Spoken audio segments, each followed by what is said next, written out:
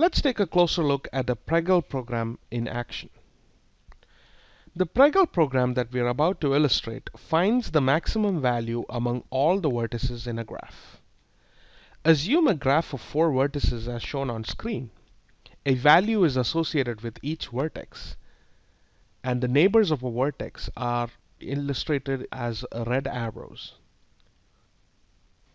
In a super step of the Pregel program, a message is sent from every vertex to adjacent vertices with the value of the vertex. In this example, the vertex labeled with the value 3 sends a message to its neighbor, that is vertex 6. Similarly, all the vertices would send its value to its adjacent vertices.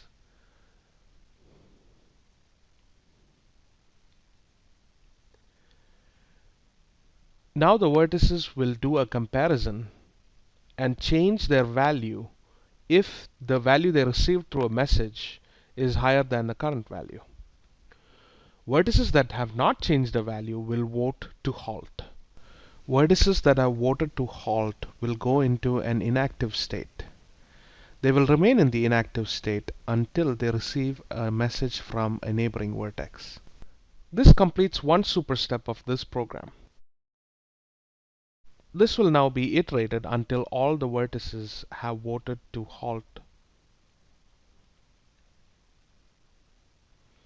As you can see, the maximum value in the graph has been located as 6.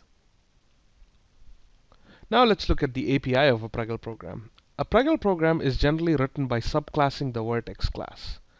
Templates are provided to define vertex, edge, and message types. Within the vertex class, multiple methods can be overridden to implement the functionality required by the program. For example, the compute method defines the computation required in every super step. GetValue and MutableValue functions allow the programmer to get and set the value of a vertex.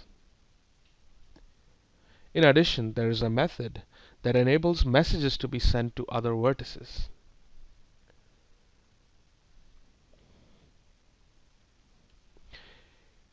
Here's the code for the maximum vertex value program discussed earlier. In this program, the vertex class is subclassed, and the compute method is overridden to implement the logic of the program.